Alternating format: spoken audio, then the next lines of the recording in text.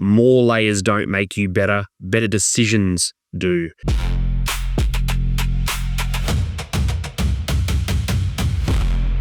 Now in today's video, I'm going to be using my piece of art here to reference some of the ideas I'm going to break down about why this is really important and how professionals differ from beginners when it comes to layers in Procreate. So the first thing I want to talk about is fewer layers, clearer intent. Now, what does this mean? Whether it's fewer layers or fewer groups of layers, if you have a look at this piece here, when I drop down my layers menu, I have a lot of layers, but they're all in different groups. Now for this one, I've limited the amount of groups I have, but each of these groups has quite a lot of layers in them. So my intent is very clear. This is a complicated piece. I want to be able to break this up into different areas.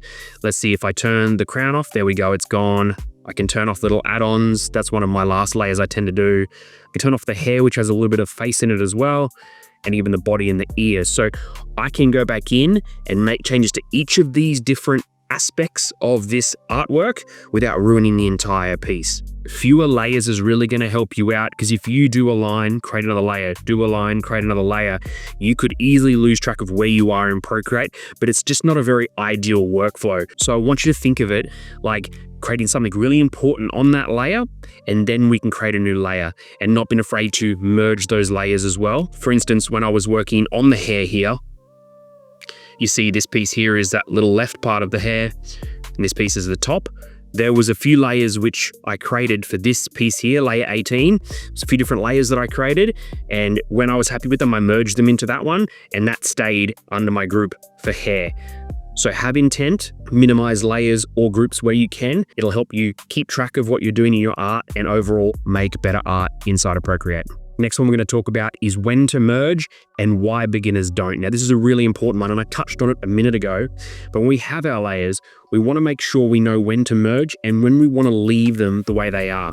Like I mentioned, if we take 3 layers to create this here, you can see there's 3 different sections. I would have created 3 different layers. I would have worked on this part here on Zeus's left, then this part, and then the bottom of the hair, and then I've merged them together. I've flipped my layers together and they've merged. I'm going to undo that, because that's not what I want my layers to look like. But now I have one layer there with some really important parts on it. That's what I mean about merging layers and knowing when to merge. There's nothing wrong with creating a lot of layers, but knowing which ones to merge together is a really important thing. But also knowing when not to gives you a lot of options. So I could easily merge all of these together here and have it on the hair layer. But that's not going to do me very good, because I want to be able to get back in and change bits on different aspects under this group. For instance, that little flick of the hair at the front, maybe I want to make that more defined. It's right at the front of the head there, whereas I want this part here to maybe be a little bit out of focus. You know, I want the focus on that front of the hair and the rest is falling back, that perspective. I can do that if I don't merge all my layers together and I keep the important parts that I need separated under a group. Knowing when to merge layers and when not to is a vital aspect of Procreate and can take you from a beginner to intermediate to professional in no time once you get the hang of it. Next one I want to talk about is using layers to test ideas, not to hoard them. Now, what do I mean by this? If I get to a point with this artwork here, maybe I want to test things out. Maybe I don't want to actually permanently change how this is going to look, but I want to have a go at that. So we've got a few different options there. We could go back to our gallery and we could duplicate the whole canvas. I like doing that, especially if you're towards the end of your artwork. Or we could swipe across and duplicate inside of the canvas itself. We can turn off the one below it, and this gives us options now on this new layer or group of layers. Maybe we merge this one down, we tap on that overall group and we say flatten. Now we have a new layer. It's got everything that the bottom one had in it. You see when I turn that off there, but I can affect some changes now, and it's not going to ruin what I've done below. All those hours and all of these layers are still there.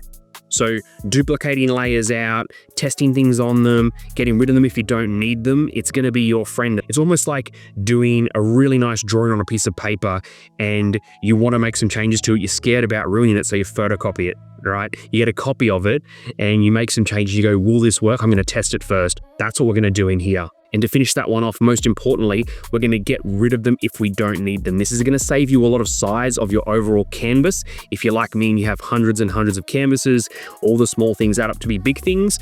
So when we don't want them, we can get rid of them. Or if we do like them, Maybe we want to keep the other one around as an option, or once we're sure we don't need the old one, we're going to get rid of that, especially if your groups or some of your layers have a lot of detail in them. There could be a lot of storage and size there used up.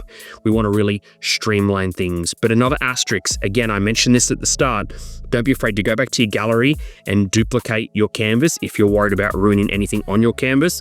You can always have 10 different canvases of the same thing. If I go back to my gallery here, you can see I've got a couple of options of this canvas. And the last one I want to talk about today is using your options for things like reference layers and clipping masks to really go a bit further with your layer work in Procreate. Let's have a look at what I mean in this piece again. We're going to drop down our layers. We're going to work on the hair. I'm going to drag across and duplicate it. I'm going to turn off the bottom one, and I'm going to tap back on the layer that I just created, or the group that I duplicated.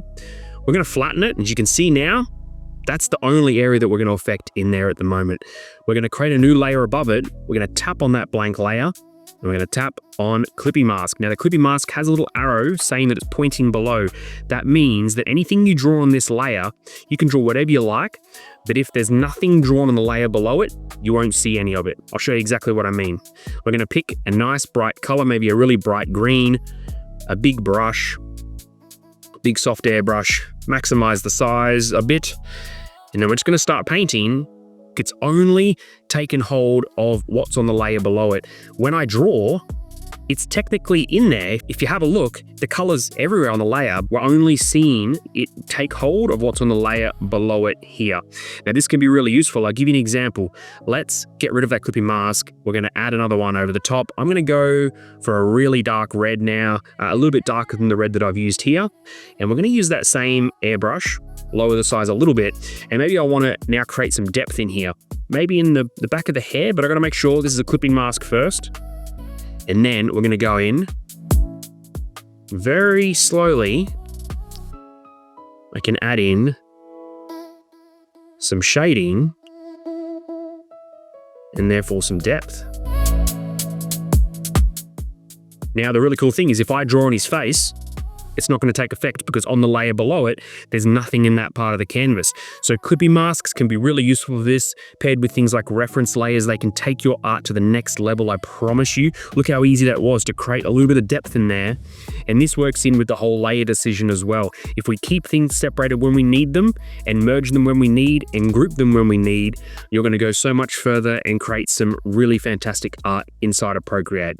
All of this leads me to my quote that I said at the start: more layers don't make you better, better decisions do. So get out there, give these ones a try. They're really, really valuable. I hope you use them. Let me know in the comments below because I love to hear if you're going to use them or if you currently are using them.